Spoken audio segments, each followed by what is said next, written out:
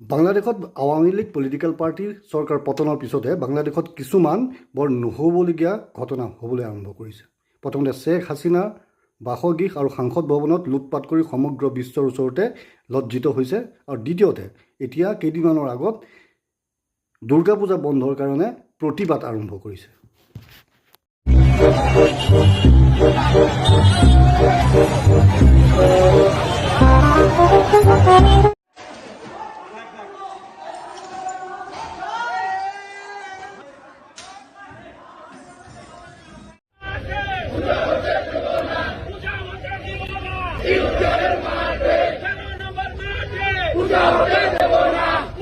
সকলো গণতান্ত্ৰিক দেশতে ধৰ্মীয় সম অধিকাৰ থকা প্ৰয়োজন।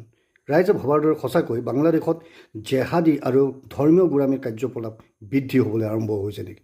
ভাৰতত যাতে এনে পৰিৱেশ কেতিয়াও সৃষ্টি নহয়।